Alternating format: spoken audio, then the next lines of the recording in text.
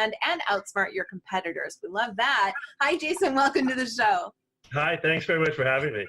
Well, okay, so for our viewers and listeners who are waiting for their copies of your book to arrive, give us a big picture overview. What's the story?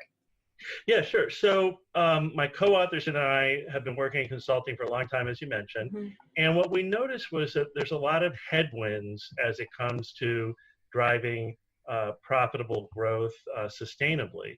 So a number of headwinds in terms of economic conditions, demographic shifts, technology, and of course, disruption in most industries, right? Yes. Huge disruption in retail or in financial services or across multiple industries. And so what we recognized was that the traditional playbook that many of these companies were using just wasn't having the same kind of results anymore. Yeah. And so what we tried to do was look at the sort of tried and true approaches to driving growth, but turbocharge them with digital capabilities and with big data analytics, and in some cases get to a new way of replacing some of those tried and true approaches altogether. But mostly taking the existing approaches and turbocharging them through big data analytics and digital, and in some cases kind of rethinking those old approaches altogether. Okay, so let's talk about big data for a minute, because big data is clearly important, clearly offers a level of precision that's really necessary for business growth today.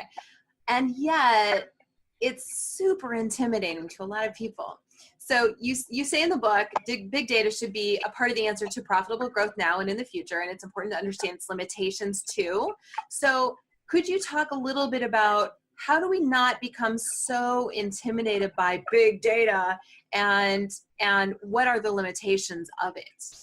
Yeah, absolutely. It's a great question because it has become such a buzzword, and I apologize for using the buzzword. You have to, though, that we all know what you're talking about then. Right, exactly. And so, one of the dangers is that people sort of think big data is going to be this magic wand or a panacea for all of the growth-related issues.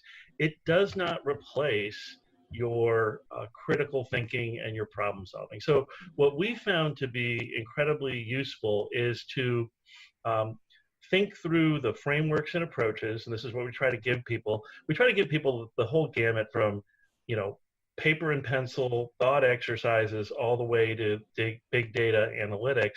Yeah. But if you start with those kind of paper and pencil thinking through and creating the framework, now you can leverage big data to the extent that you can to test those hypotheses that you've created. What we have seen is the opposite, where people plow through mountains and mountains of big data, and they get to some kind of correlation that is completely spurious.